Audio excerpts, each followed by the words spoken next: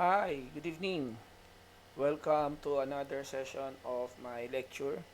So this is the lecture series for WordPress, part of the requirements for our subject, and this will be a tutorial of, even though I've uploaded already the PDF file as a guide, but there are some requests to create a video tutorial. So here it is, guys.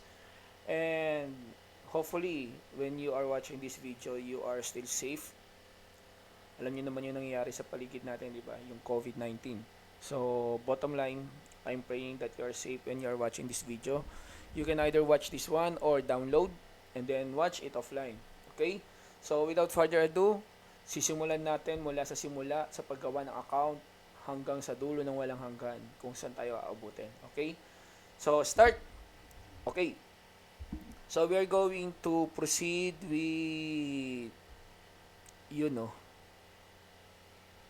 yun. You're going to go to open your browser, to open your favorite browser. In my case, my favorite browser is this one. I'm using the Mozilla Firefox. Yan, free advertisement.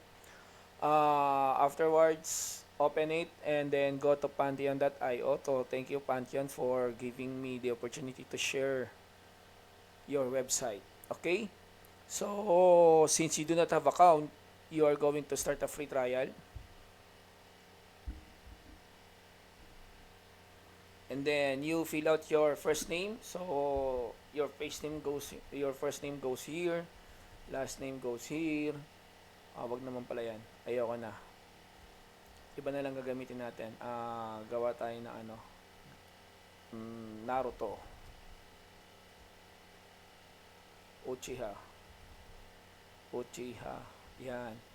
Your company at home amidst COVID-19. Yan. Work email, your student number at school or yung atin na lang, sige gamitin lang natin at feu.edu.ph. Yan. And then you are going to key in your password. Apple naman to. Yan. Your password, type tayo na kahit anong password dyan. And then, edu. I agree to Pantheon terms of service. So again guys, first name, last name, syempre totoong first name and last name nyo, your company, and then your work email, yung student number at feu.edu.ph. Ilagay natin company natin dito, Far Eastern University. Yan. And then sign up. Syempre di ko na isi-save. Sige na nga, save na nga natin. Then, login with email.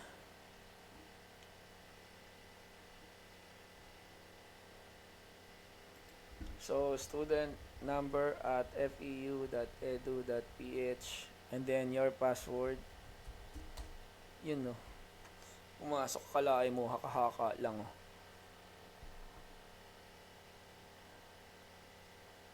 And then, please select a role. Developer. Your phone number 091 HOP 711 24 hours.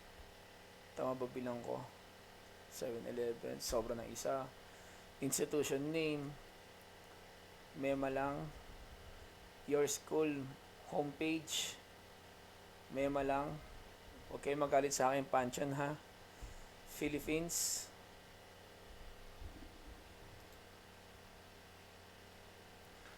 Sir, ba't kasi ginaganyan mo? Meron na po kasi akong existing account at hindi ko na magagamit yung aking email ng school. Okay?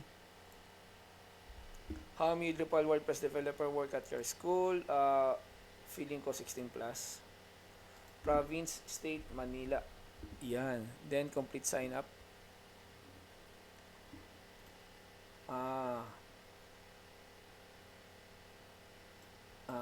Mema lang .edu.ph. Yan. Complete sign up.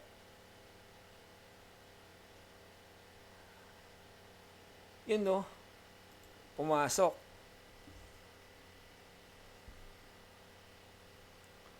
So there you have it. You have now your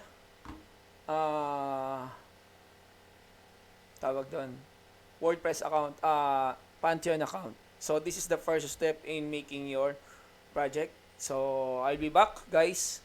Babalik ako, tutuloy natin to. Pero para mas maganda at hindi na ako paulit-ulit ng trabaho, ipuputol-putol ko per topic. Okay, tsaka para maganda kayo, hindi naman kayo mahihirapan magkagilap kung saan kayo mahinto. Okay, so huwag kayong aalis, babalik ako.